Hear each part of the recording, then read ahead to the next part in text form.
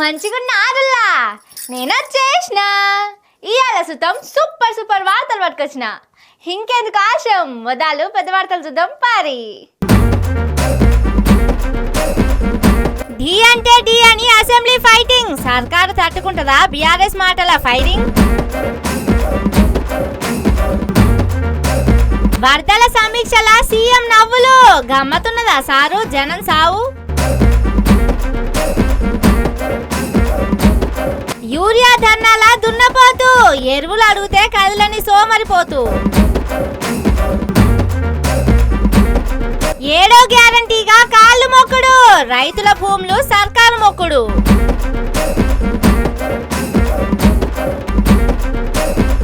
పంతుల కోసం కుస్తీ పట్లు, పూజల కోసం భక్తుల పాటలు.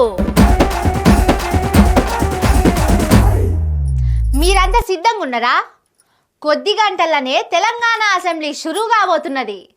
అట్నుంచి కేటీఆర్, ఇట్నుంచి హరీష్ రావు సీఎంను వాయించినట్టు మాట్లాడే టైం దగ్గరకు వస్తున్నది. అధ్యక్ష ఒక్క నిమిషం, హాలును ఆర్డర్లో పెట్టాలి, మీరు కూర్చోండి. స్పీకర్ సార్ అనే మాటలతోని దద్దరిల్లబోతున్నది అసెంబ్లీ.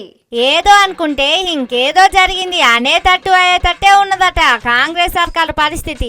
ఎందుకంటే అసెంబ్లీ సమావేశాల్లో ఓ ఆట ఆడుకునే వ్యూహంతో వస్తున్నారట బీఆర్ఎస్ పార్టోళ్ళు. కాళేశ్వరం ముచ్చట్ల కేసీఆర్ ను ఇరుకున పడేద్దామని చూస్తున్నారు కావచ్చు గాని వాళ్ళ ఎత్తులకు చిక్కకుంటే ఎట్లా మాట్లాడాలి, ఎప్పుడు ఏ ముచ్చట ఎత్తుకోవాలి, ఎవ్వరు ఏ అంశం మీద మాట్లాడాలి అనేది మాజీ సీఎం కేసీఆర్ హరీష్ రావుకు కేటీఆర్ కు నూరు పోసిండట. కాళేశ్వరంలా తప్పు దొరకబడదాం అని కాంగ్రెస్ సర్కార్ చూస్తే కాళేశ్వరం ఎంత గొప్పదో చెప్పేదానికి అవసరమైతే అసెంబ్లీల పవర్ పాయింట్ ప్రెజెంటేషన్ ఇయ్యండి, స్పీకర్ ను కలువుండ్రి అని చెప్తే అన్నట్టే బీఆర్ఎస్ ఎమ్మెల్యే గడ్డం ప్రసాద్ ను కలిసిండ్రు. దమ్ముంటే మైకులు కట్ చేయకుండా మాట్లాడనీయుండ్రి, మధ్య మధ్యలో మంత్రులు సీఎం లేచి అడ్డం పడకుండా ఉండుండ్రి అని చెప్పుండ్రి. కాళేశ్వరం తోటి ఎన్ని పంటలు వండుతున్నాయో చెప్పుండ్రి. యూరియా కరువు, రైతులు పడుతున్న బాధలు, కామారెడ్డి మెదక్ జిల్లాల వరదలు, పాశమైలారం ఫ్యాక్టరీ పేలుడు అన్ని ఆడుకోండి అని చెప్పిండట. చెడుగుడు ఆడుకోండ్రి, చెమటలు పట్టించుండ్రి, ఇంకోసారి కాళేశ్వరం మాటెత్తకుండా చేయుండ్రి అని ఈగురంగా చెప్పిండట. కాంగ్రెస్ వాళ్ళు ఒక్కటంటే మీరు రెండనుర్రి, ఎక్కడ తగ్గకుండ్రి అని చెప్పిండట. మరి చూడాలే ఎట్లా బీఆర్ఎస్ పార్టీ చేసే అటాక్ కాంగ్రెస్ సర్కారు తట్టుకుంటదో, ఏగలేక ఎంత మందిని సస్పెండ్ చేస్తారో చూడాలి.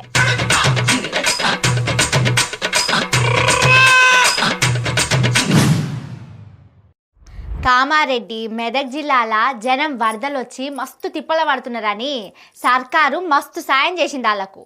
సీఎం రేవంత్ రెడ్డి సారు గాలి మోటార్ల నుంచే జనం వరద కష్టాలు తీర్చిండు. తర్వాత వరదల్లా ప్రజలు పడ్డ కష్టాలు చూసి మస్తు బాధపడ్డాడు.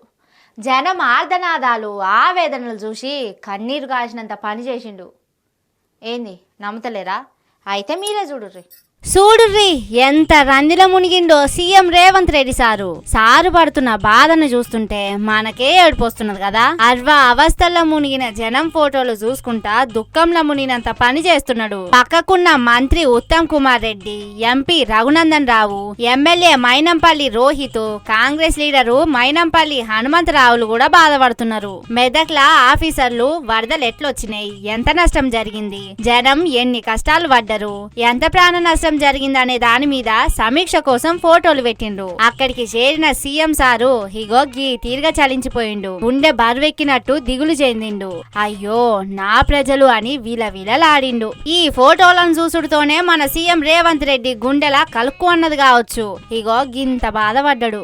అందుకే ఇసొంటి జాలి, కరుణ, దయాహృదయం కలిగిన సీఎం రేవంత్ రెడ్డి తప్ప ఇంకొకరు ఉండరని సోషల్ మీడియాలో ఈ ఫోటోలను తిప్పుతున్నారు. రివ్యూల కోసం పోయిన కడమ సీఎంలు, ఏరే మంత్రులు ప్రజల కష్టాలు పట్టి పట్టనట్టు పక్క నవ్వుతారు కావచ్చు గాని మా సీఎం రేవంత్ రెడ్డి అట్లా కాదు. తన ముఖం మీద నవ్వు అనేదే కనిపించది. తండ్లాట, తపన, దుఃఖం, బాధ అన్ని కలిపినే ఉంటాయి గాని రేవంత్ రెడ్డి సారు అస్సలు నవ్వనే నవ్వడు అని కామెంట్లు పెట్టుకుంటా సోషల్ మీడియాలో తిప్పుతున్నారు.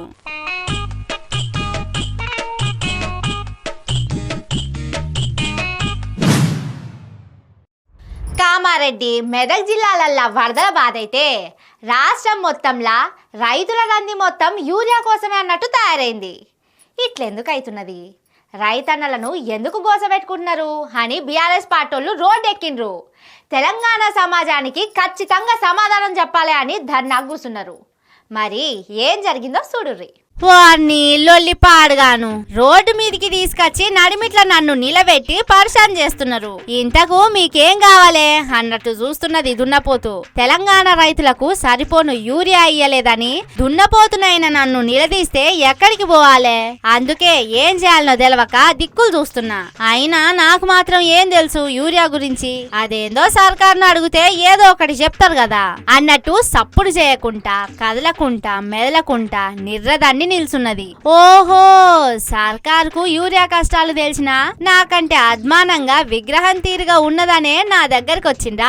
మీకో విషయం తెలియదు, నేనైనా సర్కారైనా ఒకటే. మీరు గంటల కొద్దీ మొత్తుకున్నా రోజుల కొద్దీ లొల్లి పెట్టినా నేను ఇక్కడ నుంచి కదలా. సర్కారు యూరియా తెప్పియది. అనవసరంగా మీరు రోడ్డు ఎక్కి లొల్లి చేస్తున్నారు గాని నా గురించి సర్కార్కు తెలుసు, సర్కార్ గురించి నాకు తెలుసు. యూరియా కోసం రైతులు సతమతమైన సచ్చినా మేం పట్టించుకోము. మీరు ధర్నాలు చేసి వేస్ట్ అన్నట్టు అట్లనే చూస్తున్నది దున్నపోతు. వికారాబాద్ జిల్లా దారూర్ మండల కేంద్రంలో బీఆర్ఎస్ పార్టీలు ఇగో గీ తీరుగా దున్నపోతును నడిమిట్ల నిలబెట్టి ధర్నా చేసిండ్రు.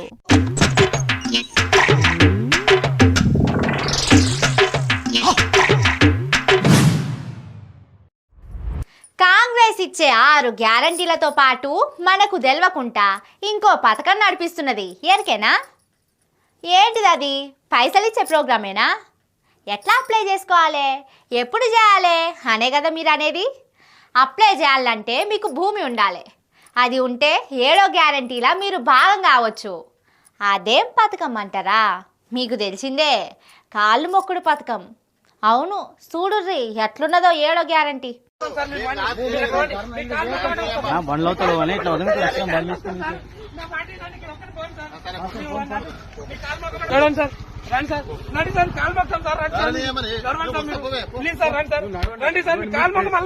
ఇగో గిదే కాంగ్రెస్ సర్కారు కనిపించకుండా అమలు చేస్తున్న 7వ గ్యారంటీ కాళ్ళు మొక్కుడు పథకం.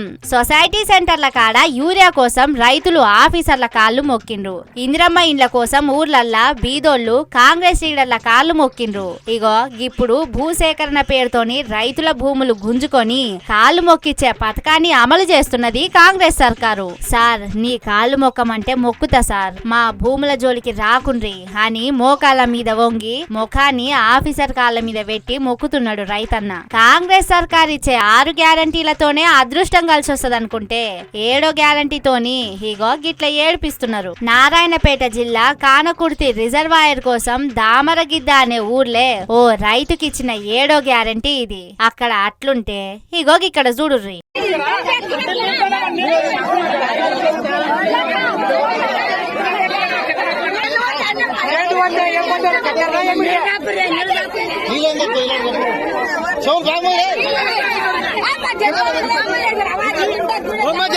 సీఎం రేవంత్ రెడ్డి సొంత నియోజకవర్గంలో నర్జాం రాత్రి భూమి సర్వే కోసం ఆఫీసర్లు అదాట్ల వచ్చి భూములు కొలుస్తున్నారట. అరే అట్లెట్లా మా భూముల గుంజుకుంటారని లొల్లికి దిగితే ఓ అమ్మ సొమ్మసిల్లి కింద పడ్డదట. చూసిండ్రా రేవంత్ రెడ్డి అమలు చేస్తున్న 7వ గ్యారంటీ ఎట్లున్నదో? కష్టం చేసే రైతు కాళ్ళ కింది భూమి గుంజుకుంటే ఆదరువు ఏమంటది? బతుకు మీద ఆశ ఎట్లుంటది? భూమిని నమ్ముకున్న రైతుకు మన్నుల అన్నం కనపడుతుంది. అసొంటి అన్నదాతలను భూమికి దూరం చేస్తే ఎవలకు మాత్రం దుఃఖం రాదు. అందుకే కాళ్ళు పట్టుకుంటున్నారు, కలిసి కొట్లాడుతున్నారు, సొమ్మసిల్లి కింద పడుతున్నారు. 6 గ్యారంటీలేమో గాని కాళ్ళు మొక్కే 7వ గ్యారంటీ మాత్రం పక్కా అమలు చేస్తున్నది కాంగ్రెస్ సర్కారు. అట్లుంటది మన రేవంత్ రెడ్డి పాలనతోని అన్నట్టు మాట్లాడుకుంటున్నారట జనాలు.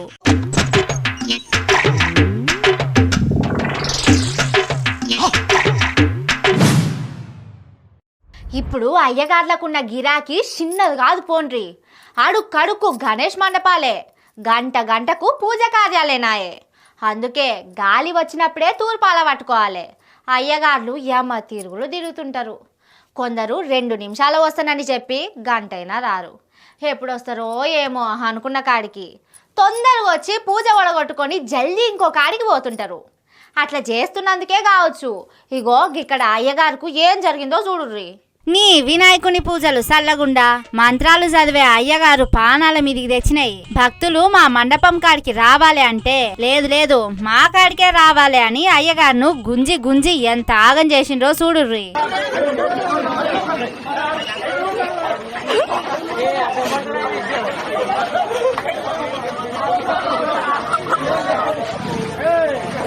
అరరరే నీ పూజ సల్లగుండా సంచులు సామాన్లను గుంజినట్టు అట్లా వట్టి గుంజుతున్నారు. అయ్యగారు ఉంటాడా మొస్సమర్రక గుస్సు అంటడా అనేది పట్టించుకోకుండా అట్లా గుంజితే ఏం కావాలే ఏం కథ.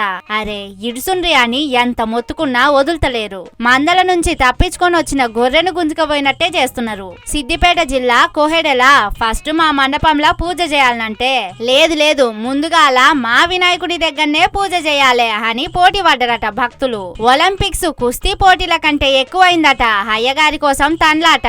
అయ్యవారి ఆరాటానికి అమ్మవారి పోరాటం అన్నట్టు రెండు గ్రూపుల నడుమ ఇరికిన అయ్యగారు ఎంత ఆగమైందో ఏమో. తొక్కిసలాటలా ఒత్తినట్టయింది కావచ్చు. కొద్దిగా కూడా మాట్లాడతలేడు. అసలే సప్పుడు చేస్తలేడు. అడ్డకత్తెరలా పోక ఒక్క తీరుగా నలిగిపోతున్నాడు గాని ఇషి పెట్టుండ్రి నా ఇష్టమున్న కాడికి పోతా అంటలేడు. కొందరు కొద్ది దూరం ఎత్తుకపోయినాక ఇంకొందరు బండ్లేసుకొని పోయి అడ్డం తిరిగిండ్రు. బల్మీటికి బండి ఎక్కించుకొని అవతల పడ్డరు. నీ పోటీ సల్లగుండా సల్ల శంటలు వచ్చినాయి. రెండు దిక్కులో ఒప్పుకున్నందుకు గింత ఆగం చేస్తారా అనుకున్నాడు కావచ్చు అయ్యగారు. భక్తులకు కొద్ది కూడా ఓపిక లేకుండా పోయింది. గంట అటో ఇటో ఆల్చమో ముందుగాలనో ఎట్లనో తీరుగా పూజ అవుతుంది. ఫలానా టైంకే పూజ జరగాలని వినాయకుడు చెప్పిండు అయ్యవన్నా. పాపం అయ్యగారును పరిశాన్ చేస్తుంది అని నవ్వుకుంటున్నారట ఈ వీడియో చూసిన పబ్లిక్.